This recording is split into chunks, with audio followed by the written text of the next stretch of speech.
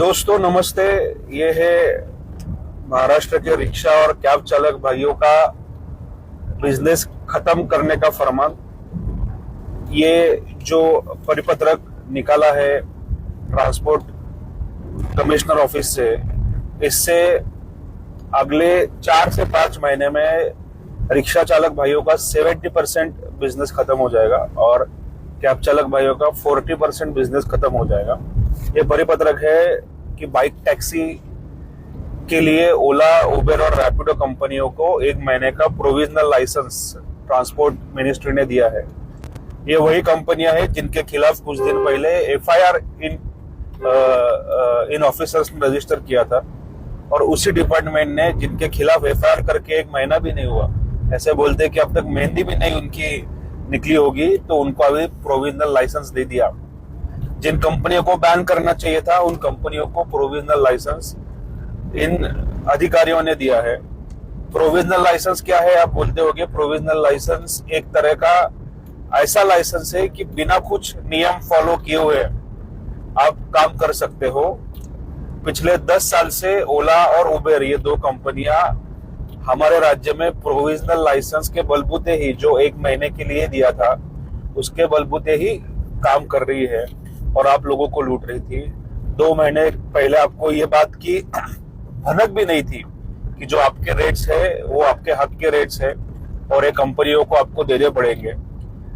Only metre मुहिम के माध्यम से या बाकी की चीजों के माध्यम से हमने कैब ड्राइवर भाइयों को बताया कि जैसे रिक्शा का रेट है वैसे आपका भी हक का रेट है और वो गवर्नमेंट ने देना चाहिए, कंपनी ने देना चाहिए, वरना आप सब ने ये मान के चल रहे थे कि जो रेट ओला उबेर देंगी वही रेट की आपको गुलामी करनी है। ये आप सबने तय किया था, पकड़ के चल रहे थे।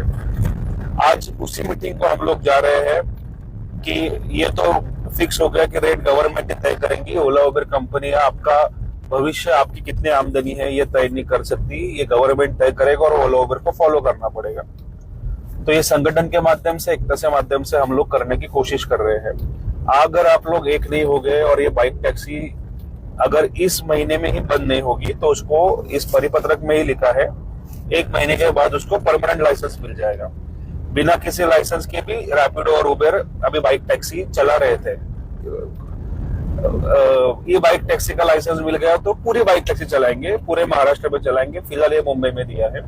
तो अगर आप आपकी आमदनी बचाना चाहते हो, अगर आप आपका बिजनेस बचाना चाहते हो, अगर आप चाहते हो कि आपकी लक्ष्मी जिसके माध्यम से आपके घर पे आती है, आपकी गाड़ी आपके गले का फंदा ना बने, वरना तो फेंक ही देनी है। अगर आज की डेट में आप लोग कुछ नहीं कमा रहे हो, हर रोज नई रिक्शा नई कैब रास्ते पे आ रही है और ऐसे टाइम पे अगर 10 रुपए का रेट दिया इन्होंने, 10 रुपए के रेट में अगर बाइक टैक्सी आती है तो आपके गाड़ी में कोई बैठने वाला है नहीं, आपके रिक्शा में कोई बैठने वाला है नहीं।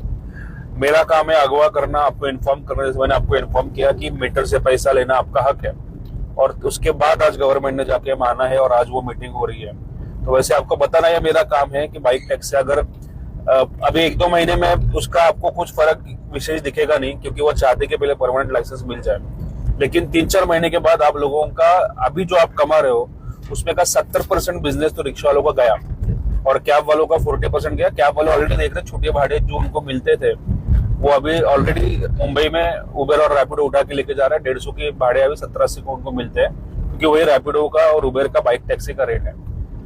अगर आप सब लोगों को लगता है कि ये चीजें रोकनी चाहिए तो मैं अगवा कर सकता हूँ, आपको बता सकता हूँ। उसके लिए लड़ाई तो आपको ही लड़ना पड़ेगा, एकता के माध्यम से ही लड़ाई कॉन्स्टिट्यूशनली हम लोग लड़ सकते हैं। अगर आप लोग एक साथ हुए तो पुणे के कैब वाले भाइयों को आप पूछ सकते हो कि अगर ड्राइवर खुद एक साथ नहीं हुए तो मैं भी कुछ नहीं कर सकता हूँ। मैंने ये लड़ाई कुछ दिन पहले, 2 साल पहले, जब मैंने पहले बार जब रेट हमने मंगवाए थे, आरटीओ से मिलाए थे, फिर उसके बाद कोई संगठन आ गई, उसने इनसे 300 रुपए लेना चालू कर दिया। उनको झूठ बोला कि उन्होंने ये रेट लाए हैं आरटीओ से, और 2 साल के बाद कैब वालों को पुणे के समझ गया कि कुछ नहीं, ये संगठन अपने को वीडियो में निकल रही है, पैसे कमाने की बातें कर रहे हैं, इनमें तो ना आंदोलन करने की भी हिम्मत है। तो फिर इस मेरे पास आए तो मैंने आगे की लड़ाई मुंबई तक बढ़ाई और आज ऑफिशियली एचटीए मतलब स्टेट ट्रांसपोर्ट अथॉरिटी ये रेट्स डिक्लेयर कर रही है।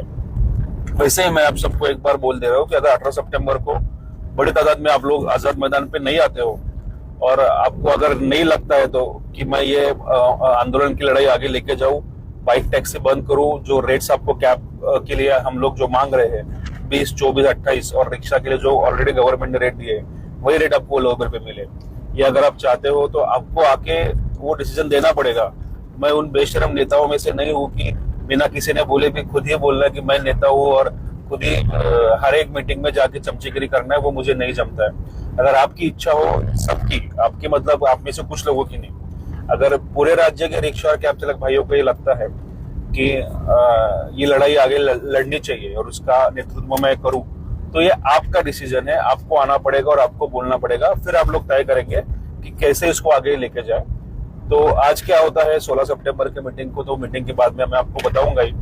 और 18 सितंबर को जो जनसभा सुबह 11 बजे हमने आजाद मैदान पे लगाई, ये सब ड्राइवर भाइयों की, ये आपका जिम्मेदारी है कि आपके दोस्तों को भी, मैं हर एक जाके रिक्शा ड्राइवर को और कैब ड्राइवर को बोल नहीं सकता हूँ कि आप चलो आजाद मैदान पे आपको मीटिंग लेना है।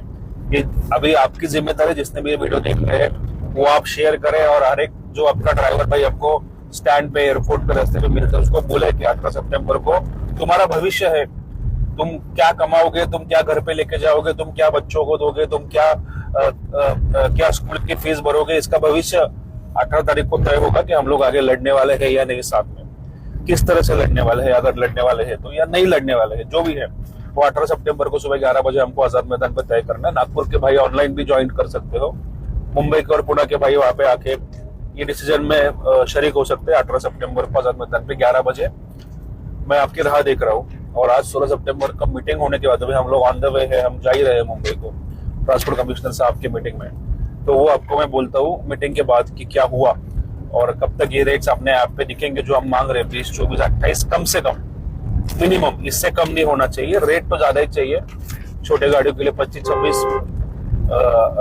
स्विफ्ट डिजायर से गाड़ियों के लिए 30, 32 और एक्सेल के लिए 38 to 42 के बीच में रेट्स एवरेज चाहिए, कम से कम की बात कर रहा हूं मैं।